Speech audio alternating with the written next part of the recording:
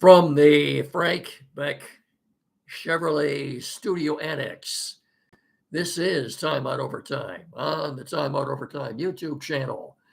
I'm your host, Rick Arsenault, and as usual, before we do anything else, do me a favor, will you? Get down there in that corner and please, please, please smash that like and subscribe button. Thank you very much.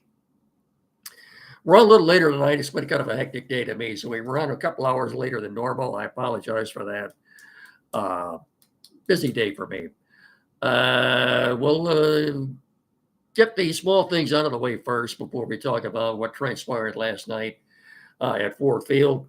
Great Lion victory as Jake Bates, for the third time this year, kicked the game-winning field goal as time was expiring. Michigan State basketball, Pistons, Red Wings. We'll get that out of the way first, and then we'll get into the real meaty stuff with the Lions. Look at a few stats, what I thought about the game balls that I'm giving out, etc., etc., etc. So, let me take a slug of water before we get into this. I'll try to keep this to about 15 minutes tonight. We're not going to go much longer than that.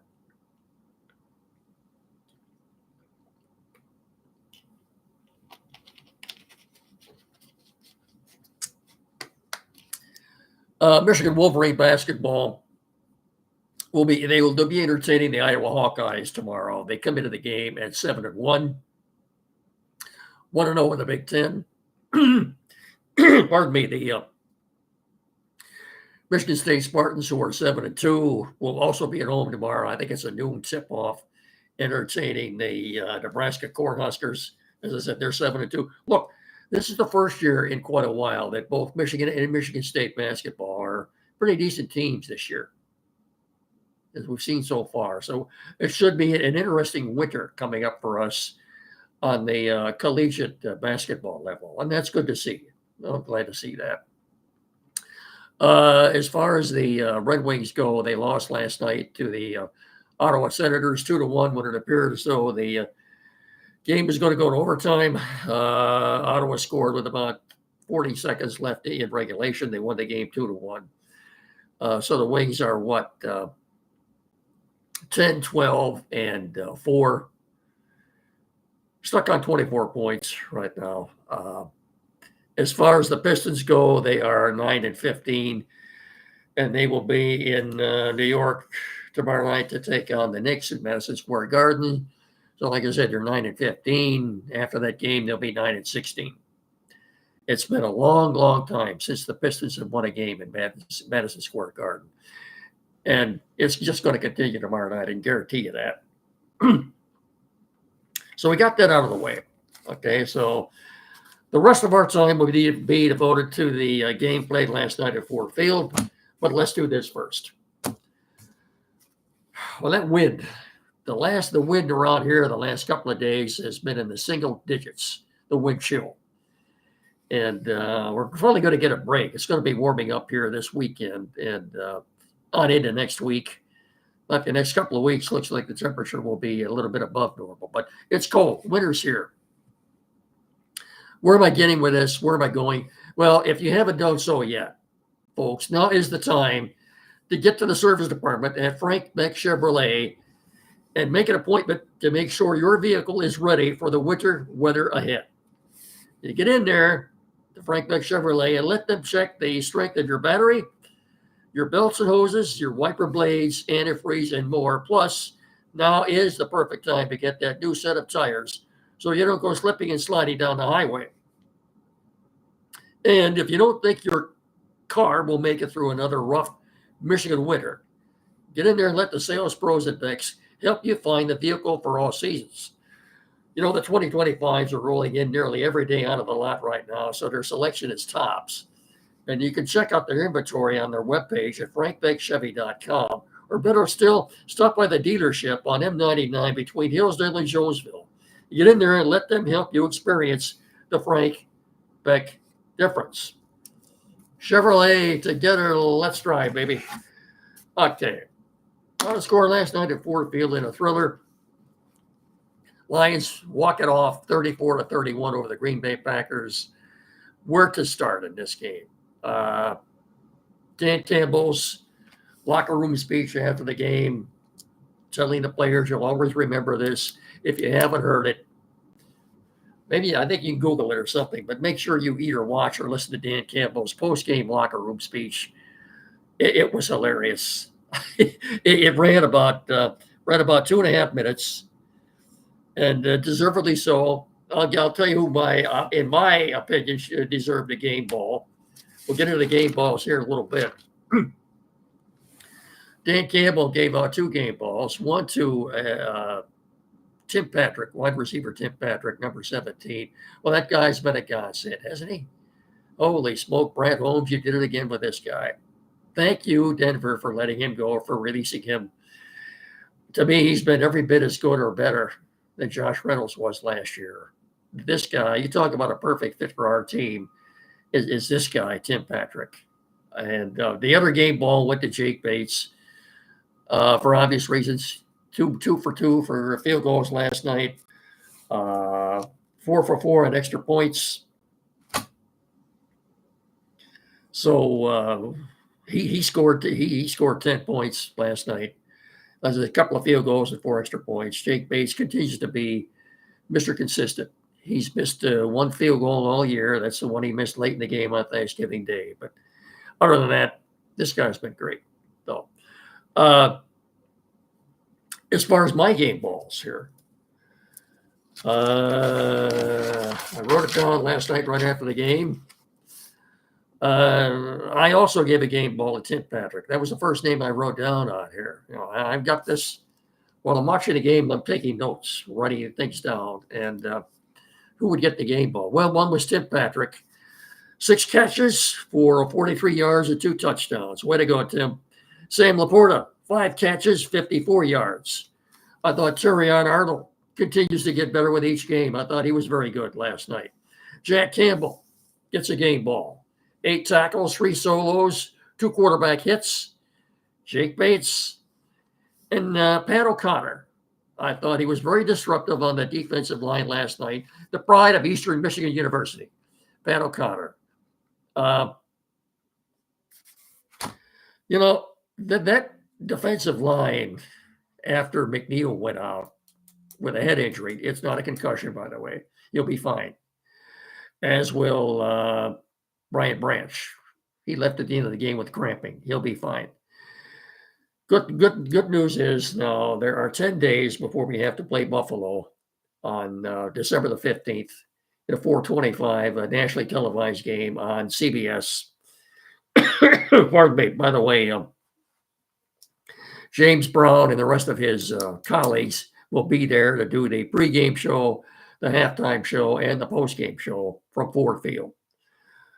There was no way they were going to let that game get flexed to Sunday night. CBS wasn't going to give that game up.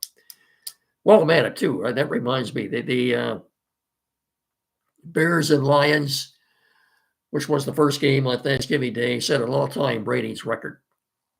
More people watched that game than any other early game on Thanksgiving Day. You think they were watching because of the Bears or the Lions? I'll let you make that choice or determine that. But so that they had a ratings bonanza for that first game on Thanksgiving Day.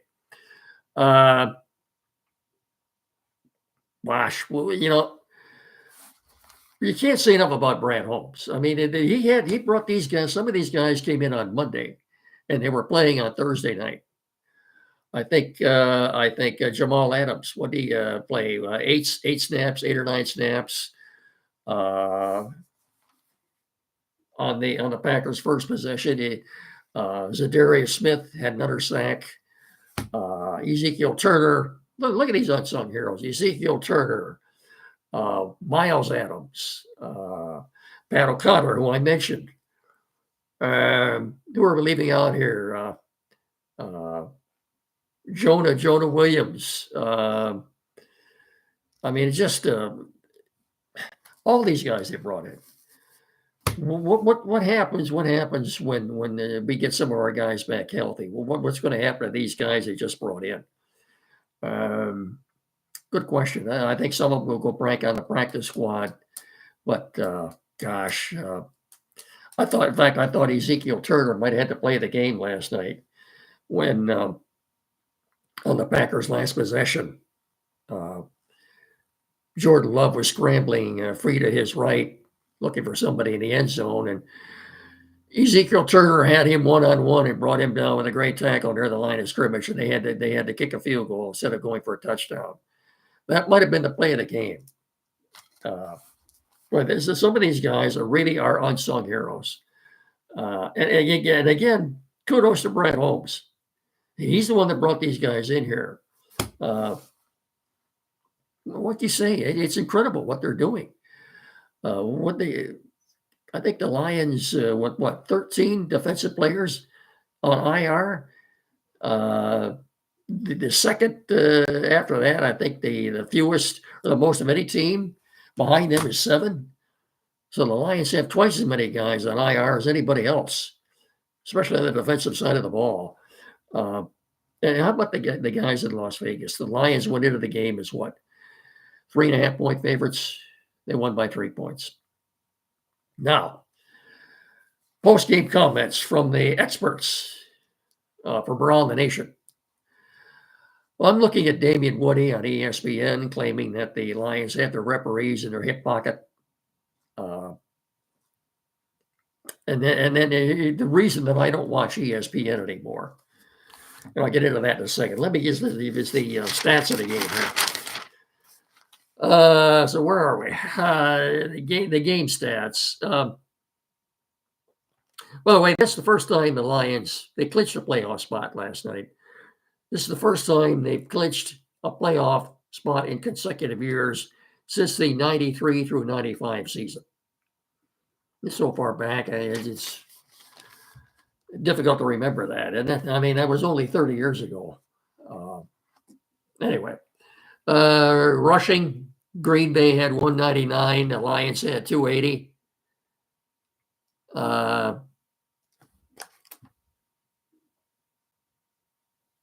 Passing, Packers, maybe that should be the other way around. I'm sorry. It was the other way around, folks. Let's start that over again. I got my notes discombobulated here. Rushing, the Packers had 99 yards rushing. The Lions had 111. 99 yards rushing for the Packers. Lions had 111. It was passing that the Packers had 199. Lions had 280. So I'm sorry about that. Total yards. Packers 298, Lions 391. The Packers were 1 for 5 on third down. Lions were 7 for 15. Packers possessed the ball 23 minutes and 54 seconds to the Lions 36 minutes and 6 seconds.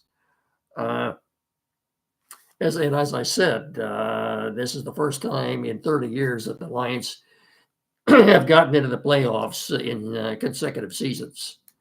And it's also a couple of franchise records. First time the Lions have ever won 11 straight games, and it's the first time they've ever started 12-1. And as I said, they clinched a playoff spot.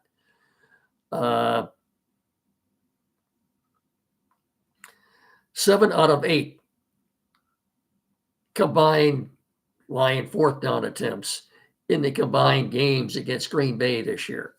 In the 2 combined games, in the Lions' 8 attempts on fourth down against Green Bay, they were 7 out of 8. I didn't understand the one play last night. Going fourth down on your own 30-yard line, the play was blown up, didn't work at all. At that point, you kind of thought maybe the Lions were a little trouble last night. But no, it turned out all right. Okay. Exciting game. So the Lions have pretty much put Green Bay out of the picture as far as winning the division. I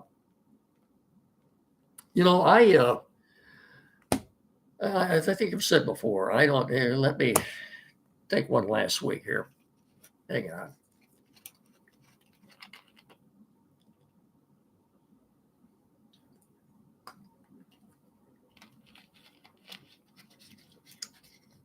Hats off to Aaron Glenn. I think the job that he's done this year has been absolutely phenomenal. And he's pretty much, it looks like a given. He'll be somebody's head coach next year. Right now, probably New Orleans. And as I told you before, if you lose an offensive or defensive coordinator, he goes on, takes a head coaching job elsewhere. You get compensated with a third-round pick. It's very possible the Lions could have. They don't have a third-round pick in next spring's draft. By the time they get there, they could have two. So you're looking at one in the first, one in the second, two in the third, one in the fourth. That give them 5 picks in the first 4 rounds. But that's looking way far ahead. We got bigger fish to fry than that. They want to be playing on February 12th in New Orleans, and I think Monday what we'll do is look at the NFC conference standings, right? Playoff standings right now, playoff seedings. The way things look right now with 4 games left. Pardon me. Oddly enough, as the Lions have 4 games left. Buffalo here, 2 games on the road at Chicago and at San Francisco. And then January the 5th, they got Minnesota coming in here. And it's time for the Vikings to lose. It's time for the Vikings to lose again. We get them. If you're looking at Sunday, the games that we get on TV here Sunday, the 1:00 game will be the Falcons and the Vikings. We'll get that at 1:00 for Minnesota. The 4:25 game will be, I believe, the Bills and the Rams out in LA. 8:20 game is a very good matchup. The Chargers and Chiefs in Kansas City. You get 3 interesting games to watch, as usual, on Sunday football from noon to midnight.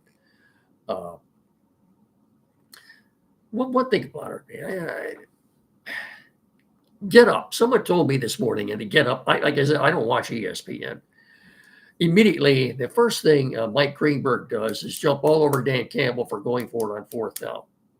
Incomparable Mike Greenberg, who last March predicted that the Lions' window of opportunity was closed and the Green Bay Packers were going to take control of this NFC North division. They were going to win the division, and they were going to go to the Super Bowl. Pete Prisco of CBS Sports, formerly a beat writer for the Jacksonville Jaguars, made the same statement. He has picked against the Lions virtually every game this year. He makes predictions. He and Kyle Long do a weekly podcast. They predict games. They make picks. He's picked against the Lions all year. Prisco is another one who proclaimed that the Packers would rule the division and go to the Super Bowl. I think you know how I feel about Mike Greenberg. He's the one reason I don't watch ESPN anymore. Never played sports. Never played sports. Never coached. I hate to beat a dead horse, but this goes back to what Jim Mora, the former coach of the New Orleans Saints and the Indianapolis Colts, once said when he was meeting with the press. He got so disgusted with the questions he was getting and second guessing that they were doing in Indianapolis. He said, look, you guys that never coached or never played this game, you think you know everything about it. You don't. As a matter of fact, you never did, you don't know, and you never will. You don't have a clue. You just don't. And I found that refreshing. I'd like to see more of it. A lot of these sports writers who never played or coached, but they've got all the answers. Coming down on Dan Campbell for going for it on 4th down. Irate. I didn't see it, but it's my understanding that Greenberg was livid, irate over the fact that Campbell went for it on 4th down 5 times last night. Fact of the matter is, if he hadn't gone for it on 4th down, Lions would have lost the game. And if you want to look at the 2 games that they played this year, in Green Bay and then the one last night, the Lions scored 4 touchdowns in both those games combined. 4 of the touchdowns were scored on 4th down. If you're a Lion fan, this is something you better get used to because it's not going to change. The only play that, again, as I said, that I would question was going forward on your own 30-yard line, and you didn't get it. Packers scored right away after that. You're thinking, well, maybe they're in a little trouble. But not to worry. They came back, scored a touchdown.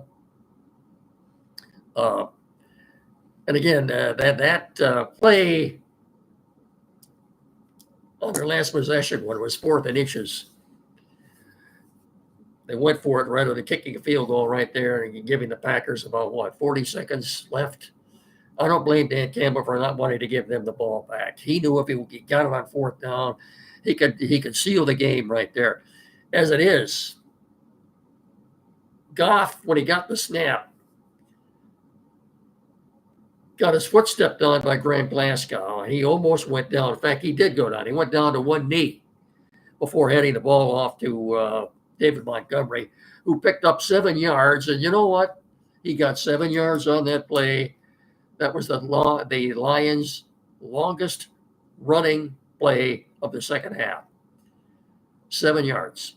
Prior to that, but look, the Packers made a concerted effort to stop the Lion run game last night. Essentially, they did. Combined,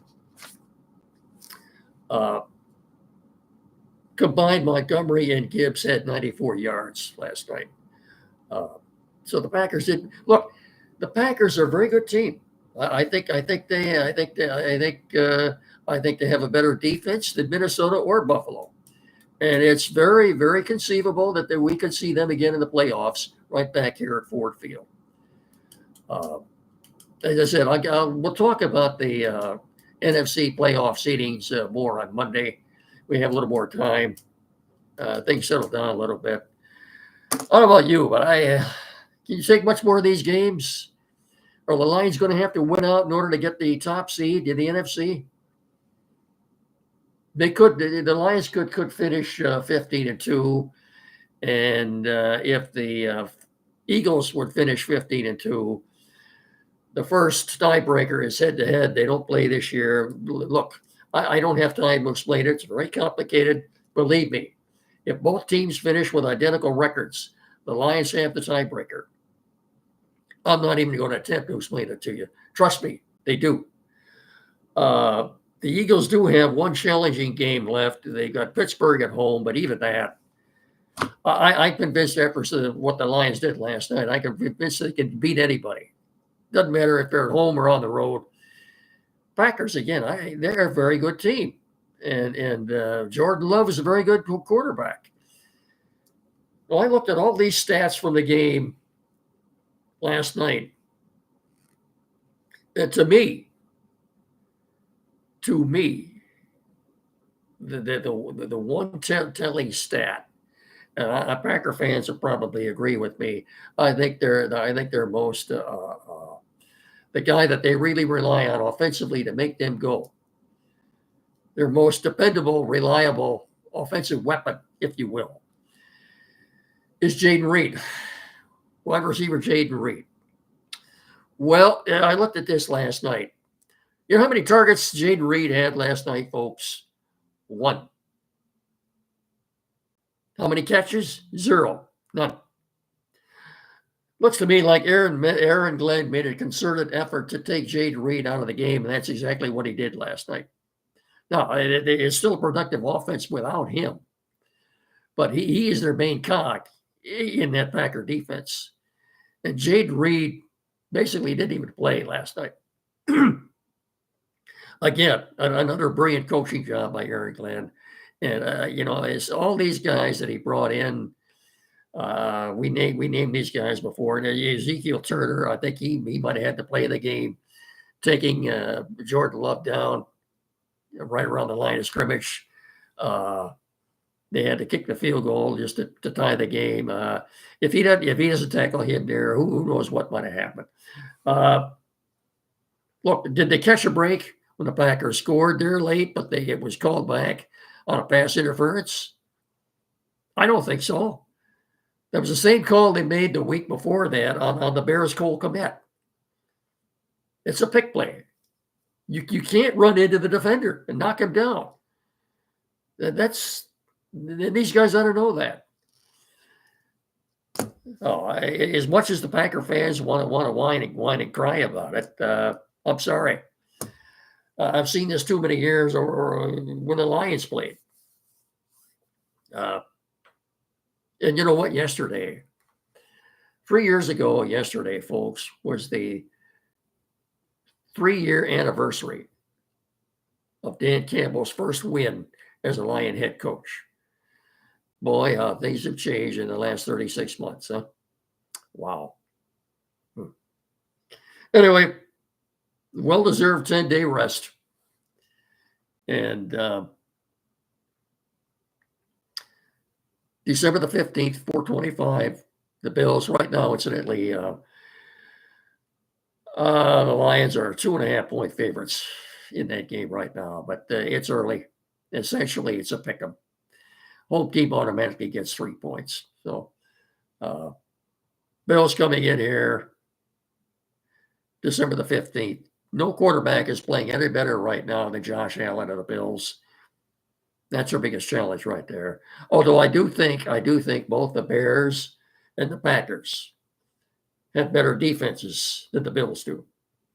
And remember too, with getting these 10 days off, the Lions are going to be getting a lot of players back. Decker should be back at left tackle. Defensively, you're going to get Pascal back, Onwuzurike back, DJ Reader back on the defensive line. Pat O'Connor, who got the start last night, and that's more than likely going to be the only start of his professional career. The pride of Eastern Michigan, Pat O'Connor. He played a great game last night. Very disruptive. I thought they had good pressure on Jordan Love all night.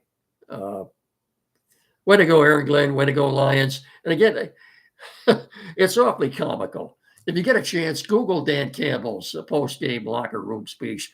It runs for about two and a half minutes. Comical, funny.